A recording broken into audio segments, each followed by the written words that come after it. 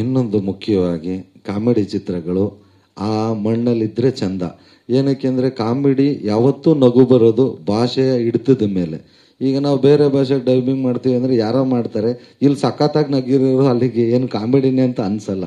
So ಹಂಗಾಗಿ ಹಾಸ್ಯ ಚಿತ್ರಗಳು ನಾವು ಯಾವ್ಯಾವ ಭಾಷೆನಲ್ಲಿ ಮಾಡಿರ್ತೀವಿ ಆ ಭಾಷೆಯಲ್ಲಿ ಮಾಡಿದ್ರೇ ಕರೆಕ್ಟ್ ಅನ್ನೋದು ಒಂದು.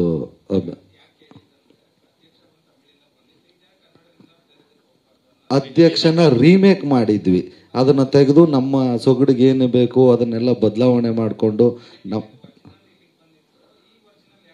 ಇದನ್ನ ತಗೊಂಡು ಅವ್ರು ರೀಮೇಕ್ ಮಾಡ್ಕೊಳ್ಳಿ, ನಾವಲ್ಲಿ ರಿಲೀಸ್ ಮಾಡೋದು ಬೇಡ, ಅವಾಗ ನಮಗೂ ಖುಷಿ ಆಗುತ್ತೆ.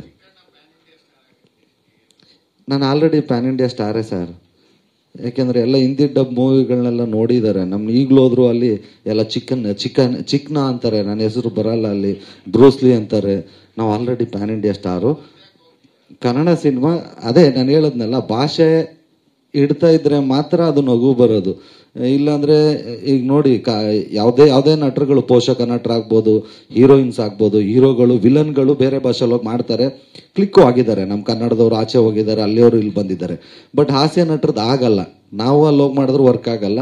ಬೇರೆ ನಟರುಗಳು ಇಲ್ಲಿ ಬಂದು ಮಾಡಿದ್ರು ತುಂಬಾ ಜನ, ಬಟ್ ಜನ ಒಪ್ಕೊಳ್ಳೋದು ತುಂಬಾ ಕಷ್ಟ ಆಗುತ್ತೆ.